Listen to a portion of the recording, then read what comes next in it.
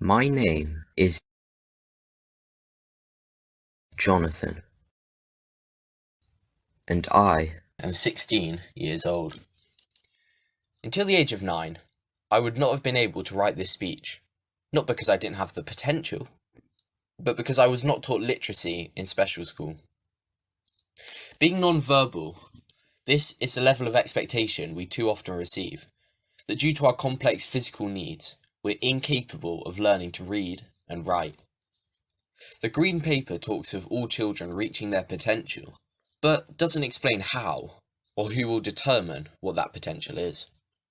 Tragically, many non-verbal children have the same experience I had of being given a sensory curriculum devoid of the written word. Through my charity, Teach Us Too, I have also been contacted by scores of parents who have tried and failed to convince their non-verbal child's school to teach them basic literacy. These are parents asking schools to teach their children a basic human right, which is not being met. Some of these parents are removing their children from special school so they can be taught at home. I was one such child. So much for co-production. There is a very long way to go. Why does this Green Paper talk about the need for excellent teaching and high standards of curriculum in every mainstream school? Why exclude special schools from this statement? There's a very great need for aspirational teaching in special schools. Rather than advice for the deployment of TAs, there is also a need for them to receive training in how to best educationally support pupils with SEND, rather than just caring for them. With my charity, I address trainee teachers, and I'm shocked to find that in most universities, SEND is covered in just a few days of their course. Training teachers and TAs in excellent aspirational teaching for all pupils, mainstream and special, will have a positive impact on the ability of SEND pupils to reach their potential. In the Green Paper, there is a welcome emphasis on the need for better early years support in identifying needs.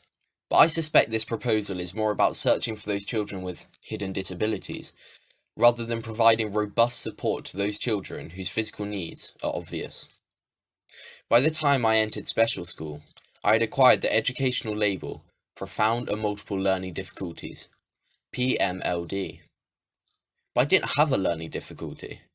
I had an access to learning difficulty.